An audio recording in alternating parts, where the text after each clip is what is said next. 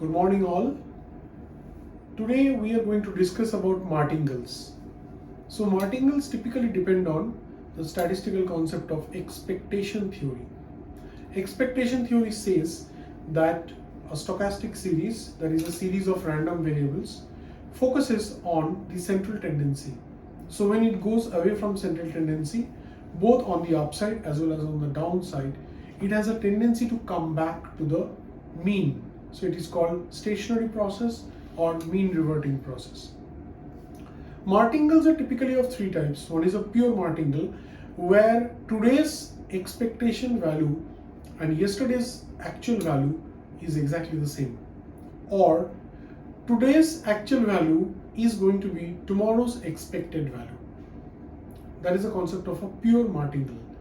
Most of the stochastic finance processes, models, they are based on certain assumptions, martingale being one assumption, and martingale being the cornerstone of Markov process. It is absolutely imperative to understand and learn martingale process in this same video. So keep watching this video.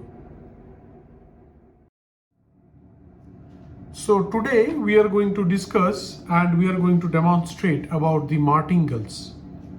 Martingale starts with the expected value concept, which is typically the arithmetic mean of an empirical experiment and having multiple iterations.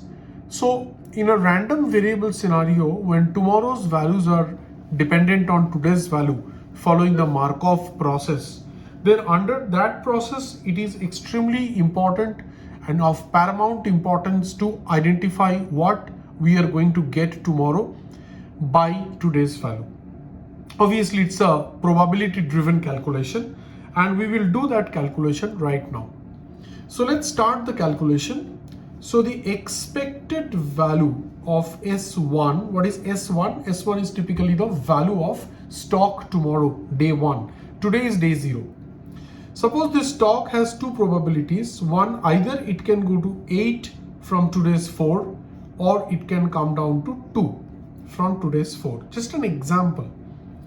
And this 8 has an approximate probability of suppose 1/4, and this 2 has an approximate probabilities suppose 3/4, and today's value, that is SO, is 4.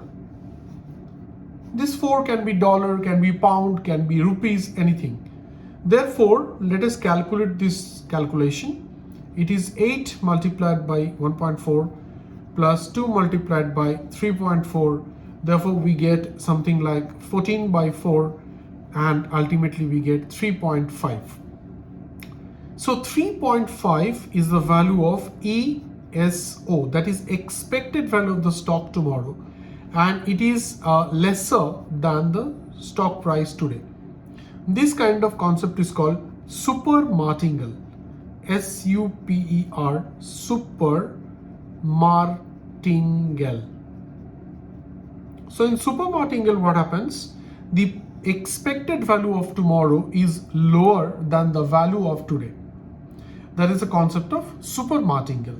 So in super martingale, what is the meaning of it? It means that tomorrow market is going to come down.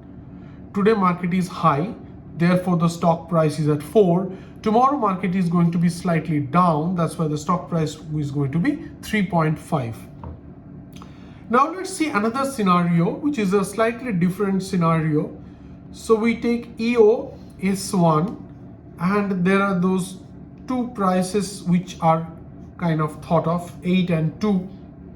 Today's price is SO and tomorrow's price can either be 8 or can be 2.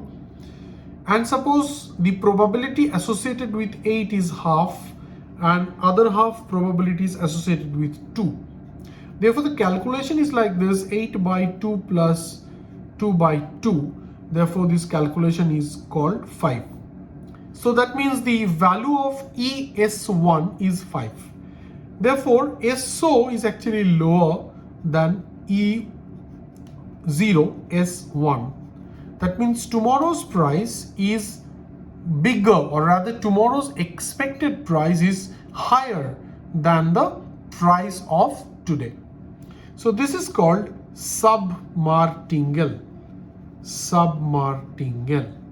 In sub-martingale condition, what happens? The market is going to go up. So today the closing price is 4. It is going to be 5 the other day.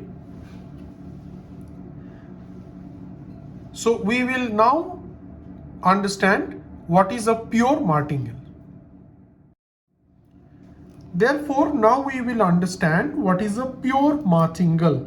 So that is the third case of the series. So the third case comes like that. We continue with SO equal to 4. Two expected stock prices are 8 and 2. 8 on the higher side, 2 on the lower side. And 8 is coming with a probability of 1/3, whereas 2 is coming with a probability of 2/3. Therefore, the calculation goes like this: 8 by 3 plus 4 by 3. So 12 by 3, which is equal to 4. Therefore, in this third case, SO is equal to EOS1. That is, expected value tomorrow is exactly equal to the closing price today. This is called a pure martingale.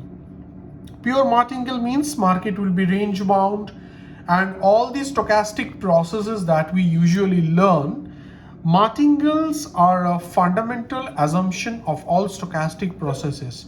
It can be either a pure martingale, it can be either a sub-martingale, it can be either a super martingale, but it has to be some kind of a martingale for any stochastic process.